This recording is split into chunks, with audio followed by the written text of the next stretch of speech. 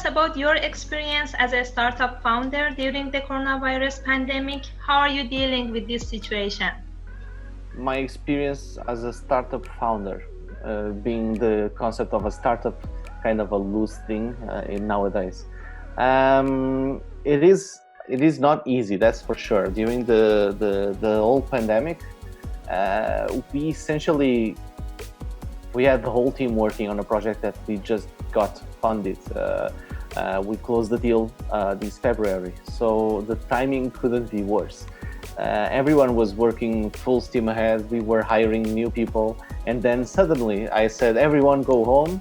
I literally sent everyone home that we were working with, and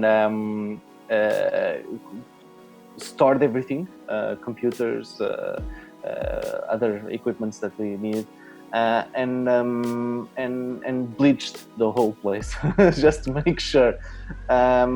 And then the whole process of understanding what exactly means to work from home, which is a little bit foreign for me nowadays, which I don't even have an office at home, not even an office share, which is a terrible thing for my back.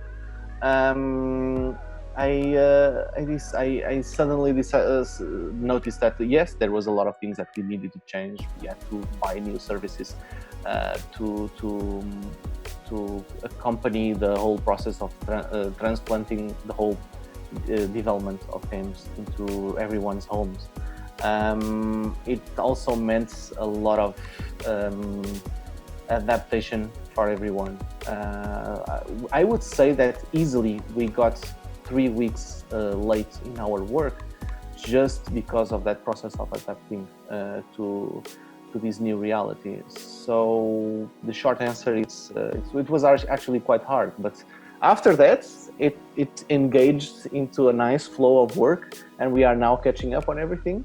But up until those first 3 weeks, they were definitely very, very hard to work with. Can you tell us more about the changes that you have introduced at your company in the past few weeks? Did you make any change to your strategies and business model? The business model itself, no, it doesn't change.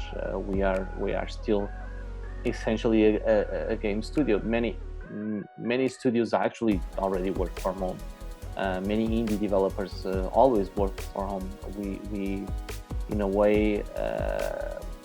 in our wanting to grow a little bit, ended up having our own place with people working in local. But there were things that changed a lot, which is security-wise, softwares and content that we usually have on a closed network. We had to change that. It's not viable any longer, since everyone is working from home.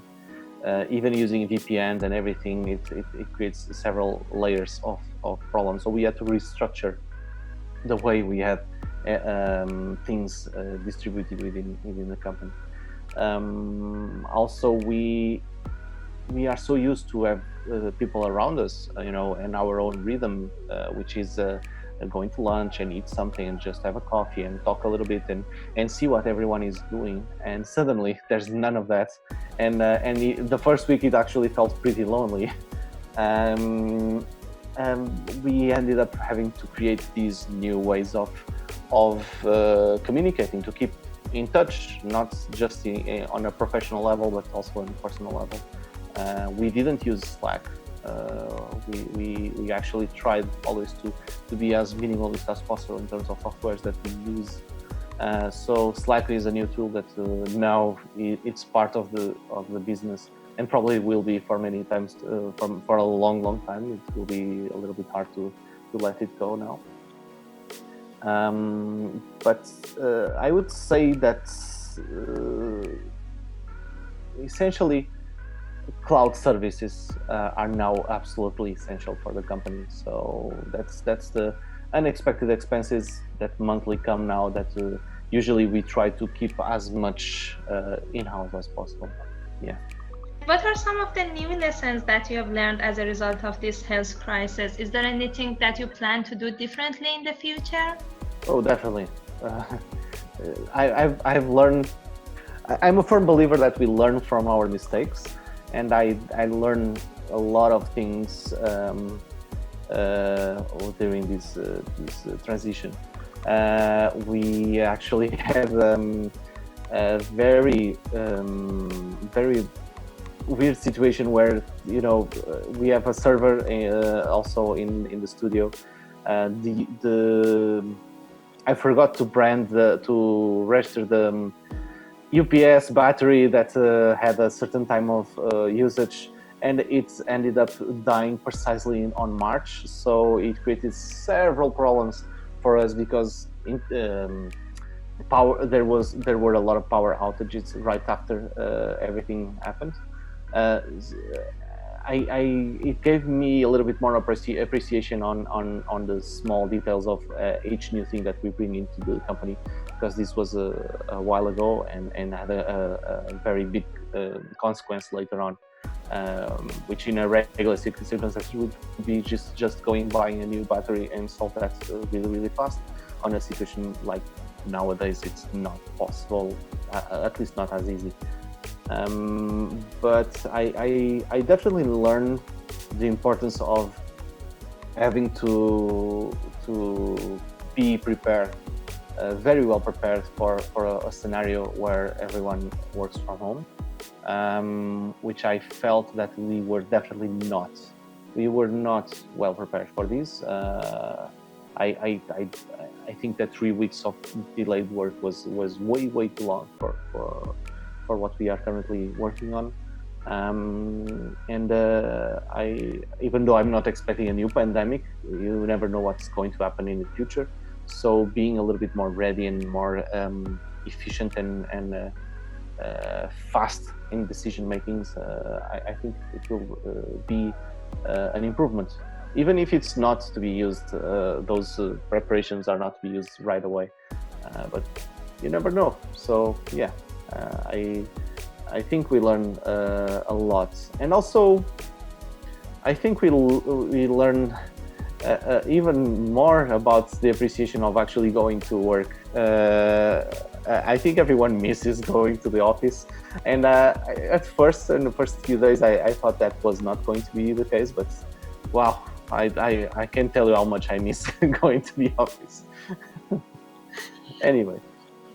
Can you tell us some tips about remote working? How do you think it can be made more effective? Communication is definitely the key for any remote work. As you may imagine, everything takes a little while longer, especially if you are going through emails. So one thing that could take a couple of minutes, which is, oh, you're doing this, look, it's not exactly this, maybe try this out, or go in this direction, and it would be a fairly quick exchange. Or some questions that someone might have. It's oh, Diogo, can you tell me this? And I'll just answer. Now, if it were, as I know several people are doing, just only through email to better manage your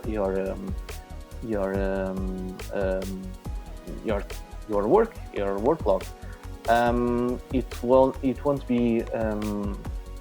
it won't be enough, because one question like that, instead of taking a couple of minutes to sort out, takes 1 day or 2 days, because you're replying and then you're getting a rebuttal, a counter reply to that, and that slows down the process a lot. So one thing that we went through was Atlassian Jira. So it's a way of scheduling and doing short bursts of work through. Currently, we are doing weekly bursts of work, and then at the beginning of the week, just reviewing everything. And that software changed a lot of dynamic. We didn't use that. We used a similar thing, but lighter in a way. But with the remote work, we needed a very complete tool. So I would definitely suggest something along the lines of Jira as a mechanism to keep everyone on top of what's happening during development. That's definitely important. Then another thing that we are doing is, besides the scheduled meetings to review the work from the previous week, and to see what's going to be planned for the next week. We are also doing on Wednesdays and on Fridays, right in the morning. In a way, it's not a meeting. There's no objective. It's just a kind of a breakfast kind of thing. You just bring your own coffee and talk. We gossip about Elon Musk's name, child name, with that very hard to pronounce name, and other things. Just to having a little more of a human moment, and talking of things that we find curious, or we want to tell about the latest game that we are playing, or anything. And so we reserve at least half an hour for those moments. Because if you don't feel that you are working with other people, you're just sending and receiving tasks, it loses the human touch very, very fast. And I see that, for me at least, the productivity goes down really, really fast if you lose that component. So yeah, communicate in the best way that you can with your team, with everyone that you work with. I'm not saying that you need to use Jira, or you need to use Slack, or you need to use just email. Whatever works. If you like to use Skype, just use Skype. But it is very important. It's absolutely essential to be able to keep a frequent contact. And it's not about micromanagement. It's not about, what are you doing? No, it's about, okay, I'm doing this. Usually I bring it from a self perspective, and the others will do as well. And it works and flows fairly natural. Yeah, for us at least. Diogo, how do you see the future of the gaming industry with all this going on? It really depends on the perspective, because in the perspective of consumers, they are consuming more. So I think there was an article about the last time that we had such a high results of sales worldwide was in 2008, when the crisis was, I think 2008, 2009. And economic crisis, or any kind of crisis, usually bring video games into a very high valued place for consumers, because usually the price versus the hours of entertainment are very good. That's why also Netflix is very good, because the price versus the hours of entertainment is fairly high, and other services like Netflix. So any area that has that provides that for someone that cannot leave, and in 2008 it was because they couldn't afford it. They couldn't afford vacations. Now they cannot leave because they literally cannot step outside of their homes. Otherwise, it's dangerous for them and for others that they know, or everyone that is around them. So they need to be entertained. They need to have some moments. And so, as an area, like many creative areas and many areas where entertainment is a service, or a product with long-lasting entertainment hours, I think the future is positive, commercially speaking. But as a production side, it brought many challenges. So the timing is also very curious, because usually the beginning of the year, and I actually traveled in January and already a little bit. So usually the industry moves a little bit around B2B meetings. So these moments where you can go and pitch with publishers and investors what you're working on, and see if it connects with them and it makes sense. And we were fortunate at the beginning of the year we managed to close the deal. Now it's not an easy thing. Usually it takes a lot of time and effort to make that happen. But I already had planned many other meetings and many other trips to other events in the UK, in Germany, a little bit everywhere, Paris as well, to go and catch these moments where you have at least 20 minutes of undivided attention of someone that might be able to help you to succeed in your business and your product.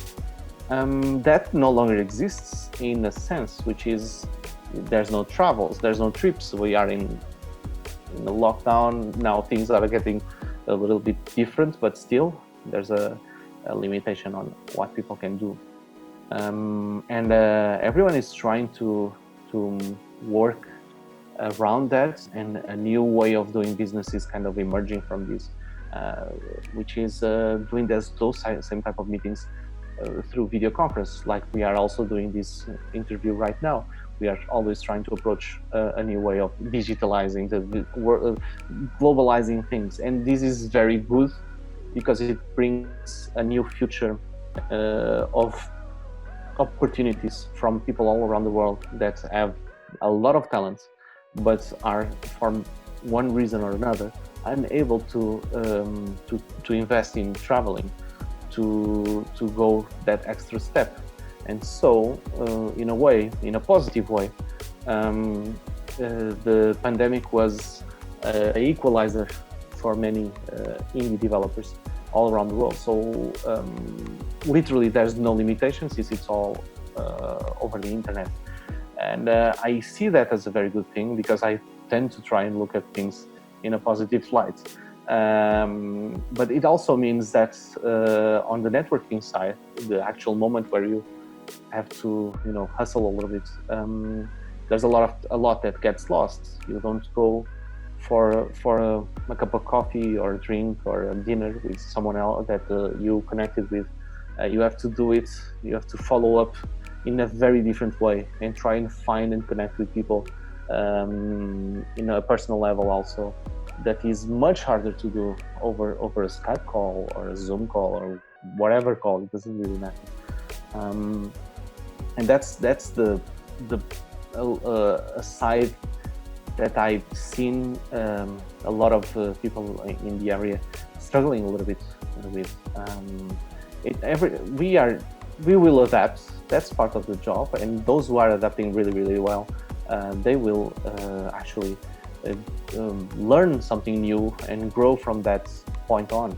I think there's a lot that we can gain as an industry from this moment where everyone has to stay and work from home.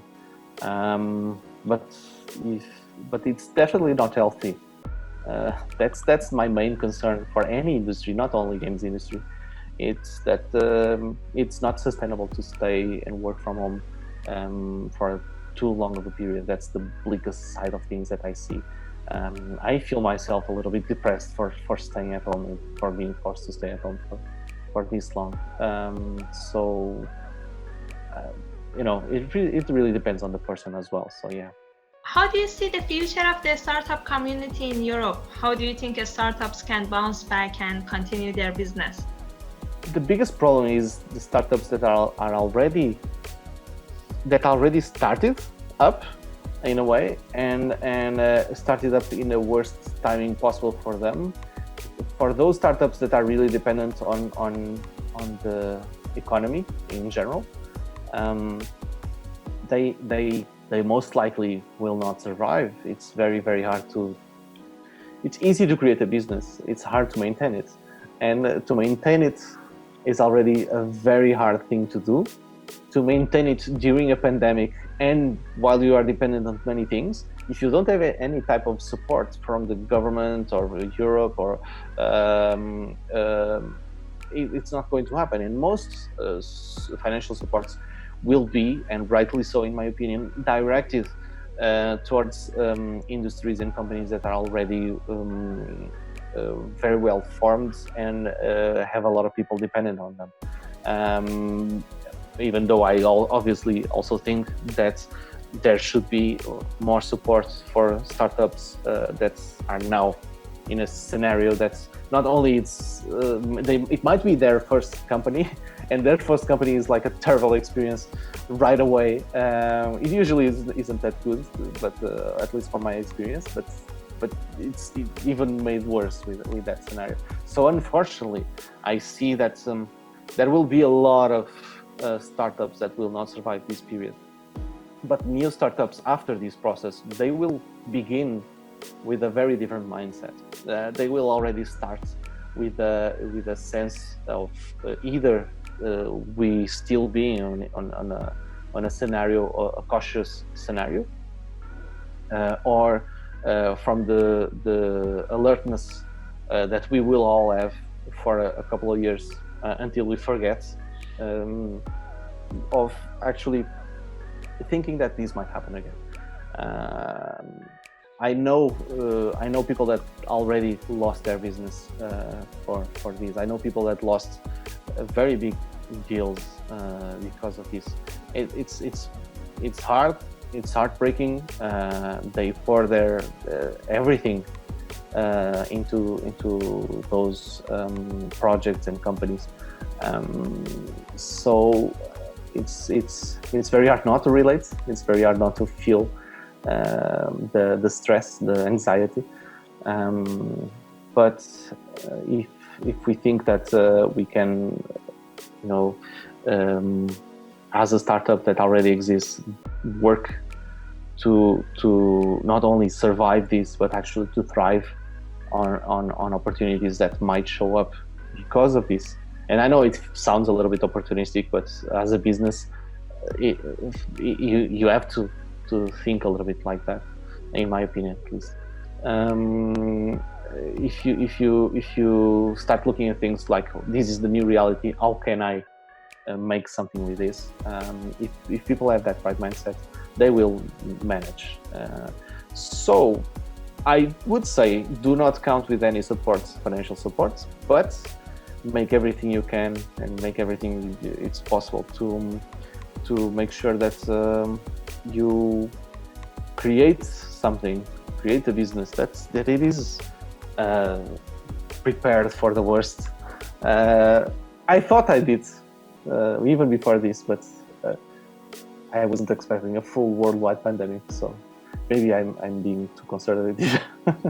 What I would like to add is, don't be afraid to ask someone that you know that has a business, even if it's someone that is way more experienced, but also much more older than you, way far away into your age range, because even though things might feel that do not apply because it's a very physical product, it's not a service, or it's something else completely different, there are many things in businesses that have the same roots. They come from the same place, the same concepts, and it might feel weird to ask them for their opinion and to ask them for a little bit of teaching in a way, but it's actually extremely useful, and I've learned to take as much as possible from those people that are willing to share something with me, and I try to do the same